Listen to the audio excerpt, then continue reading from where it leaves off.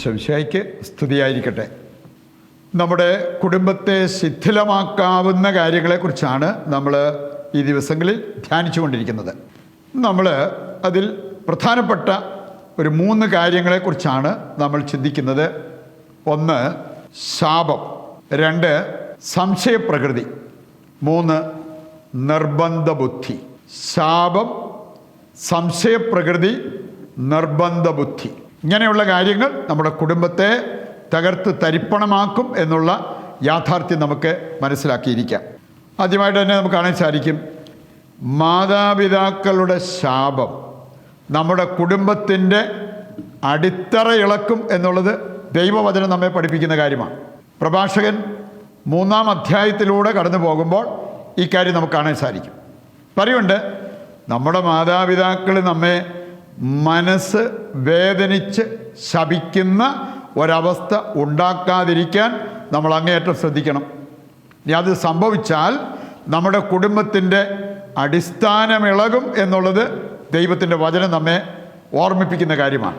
ഇനി ഈ ശാപത്തെക്കുറിച്ച്, ശപിക്കുന്നതിനെക്കുറിച്ച് ചിന്തിക്കുമ്പോൾ കഴമ്പുള്ള ശാപമുണ്ടാകാം, കഴമ്പില്ലാത്ത ശാപമുണ്ടാകാം. കഴമ്പില്ലാത്ത ശാപവാക്കുകൾ ആര് ഉച്ചരിച്ചാലും പേടിക്കേണ്ട കാര്യമില്ല. കഴമ്പുള്ള ശാപം അത് നമ്മുടെ ജീവിതത്തെ, കുടുംബത്തെ സ്വാധീനിക്കും, തകർക്കും എന്നുള്ളത് ദൈവത്തിൻ്റെ വചനം നമ്മെ പഠിപ്പിക്കുന്ന കാര്യമാണ്.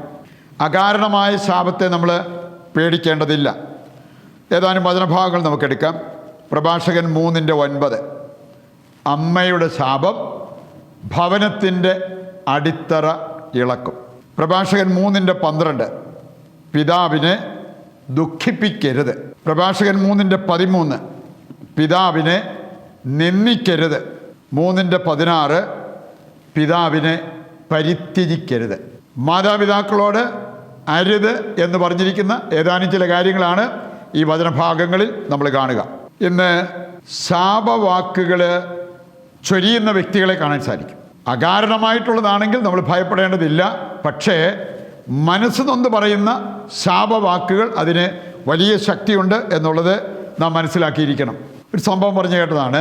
സ്വന്തം അപ്പൻ മകളെ ശാപവാക്കുകൾ കൊണ്ട് പൊതിയുമായിരുന്നു. ഇനി എന്തെങ്കിലും മാനസികമായിട്ട് ഒരു അവസ്ഥ, ഡിസോർഡർ ഇല്ലാതെ ഇങ്ങനെ ഒരു അപ്പന് പറയാൻ പറ്റുമെന്ന് തോന്നുന്നില്ല. നിൻ്റെ കല്യാണം നടക്കില്ല, നീ എങ്ങനെയെങ്കിലും കെട്ടിയാലും നിനക്ക് മക്കളുണ്ടാകില്ല, ഇങ്ങനെയെല്ലാം പറഞ്ഞ് ശാപവാക്കുകൾ ചൊരിഞ്ഞുകൊണ്ടിരുന്ന അപ്പൻ.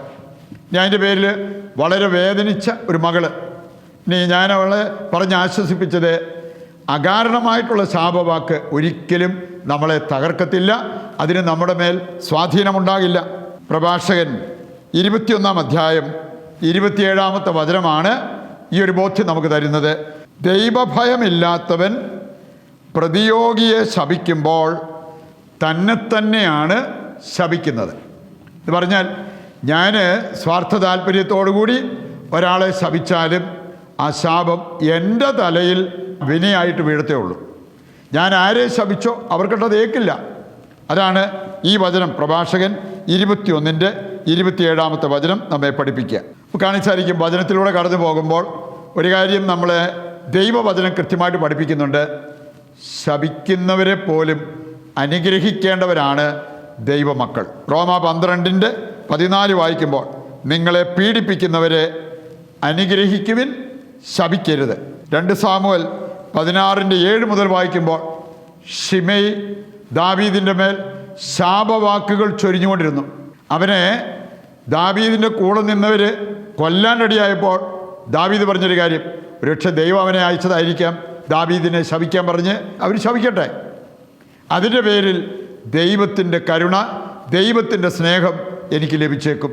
അങ്ങനെ ശപിച്ചുകൊണ്ടിരുന്നവനെ പോലും അനുഗ്രഹിക്കുന്ന ദാവീദിനെ ഇവിടെ കാണാൻ പറ്റും. പ്രഭാഷകൻ 3-ാം അധ്യായം 26-ാമത്തെ വചനമെടുക്കുമ്പോൾ മറ്റൊരു കുടുംബത്തെ ശിഥിലമാക്കുന്നൊരു കാര്യത്തെക്കുറിച്ച് അവിടെ പറഞ്ഞിട്ടുണ്ട്. അതാണ് നിർബന്ധ ബുദ്ധി. നിർബന്ധ ബുദ്ധി നാശത്തിലൊടുങ്ങും. കുടുംബാംഗങ്ങളുടെ നിർബന്ധ ബുദ്ധി ആ കുടുംബത്തിൽ എത്രമാത്രം നാശം വിതയ്ക്കും എന്നുള്ളത് നാം മനസ്സിലാക്കിയിരിക്കേണ്ട കാര്യമാണ്. അവസാനമായിട്ട് നമുക്ക് ചിന്തിക്കാൻ പറ്റുന്നത് സംശയപ്രകൃതി. ഇന്ന് ജീവിത പങ്കാളിയെ സംശയിക്കുന്നത് മൂലം കുടുംബം നരകമാക്കി മാറ്റിയിരിക്കുന്ന വ്യക്തികളുണ്ട്. ജീവിത പങ്കാളിയെ വിശ്വാസത്തിലെടുക്കാൻ സാധിക്കണം. ജീവിത പങ്കാളിയെ അതുപോലെ തന്നെ അവരുടെ മാതാപിതാക്കളെയും വിശ്വാസത്തിലെടുക്കാൻ സാധിക്കുന്നവർക്ക് ആ കുടുംബത്തിൻ്റെ അന്തരീക്ഷം മാറ്റിയെടുക്കാൻ സാധിക്കും എന്നുള്ള കാര്യം നാം തിരിച്ചറിയേണ്ട ഒരു കാര്യമാണ്. അതുപോലെ തന്നെ നിങ്ങളുടെ മക്കളെ വിശ്വാസത്തിലെടുക്കാൻ നിങ്ങൾക്ക് സാധിക്കണം. കുടുംബത്തിലെ ഒരംഗത്തിന് മറ്റംഗങ്ങളെ വിശ്വാസത്തിലെടുക്കാൻ സാധിക്കുന്നുണ്ടെങ്കിൽ ആ കുടുംബത്തിൻ്റെ അന്തരീക്ഷം വളരെ ദൈവകൃപ നിറഞ്ഞ ഒരു അന്തരീക്ഷമായിരിക്കും.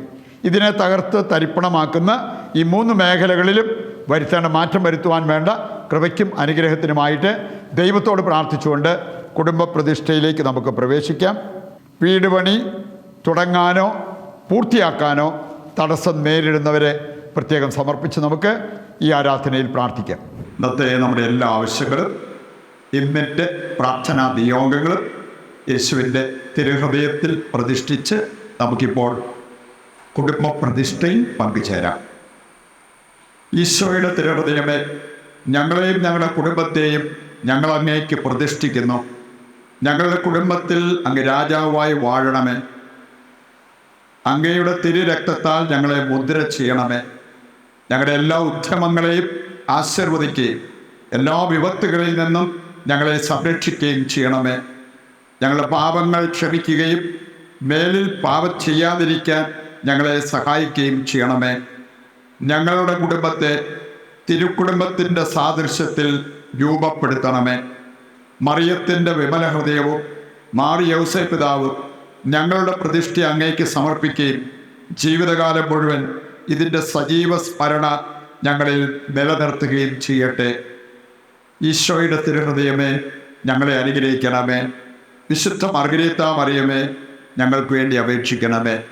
നമുക്കിനി താഴ്ന്ന സ്വരത്തിൽ കർത്താവിനെ സ്തുതിച്ചുകൊണ്ട് ദിവ്യകാരുണ്യത്തിൻ്റെ ആശീർവാദത്തിനായിട്ട് ഒരുങ്ങുകയും ചെയ്യാം. യേശുവേ നന്ദി, യേശുവേ സ്തുതി. Hallelujah, hallelujah. കർത്താവേ, ഞങ്ങളെയും ഞങ്ങളുടെ കുടുംബത്തെയും ലോകമാസകലമുള്ള എല്ലാ കുടുംബങ്ങളെയും അങ്ങയുടെ തിരുഹൃദയത്തിലും പരിശുദ്ധ അമ്മയുടെ വിമല ഹൃദയത്തിലും ഞങ്ങൾ പ്രതിഷ്ഠിക്കുന്നു. ഞങ്ങളെ സംരക്ഷിക്കണമേ, ഞങ്ങളെ പരിപാലിക്കണമേ, ഞങ്ങളെ അനുഗ്രഹിക്കണമേ. യേശുവേ നന്ദി, യേശുവേ സ്തുതി, യേശുവേ സ്തോത്രം.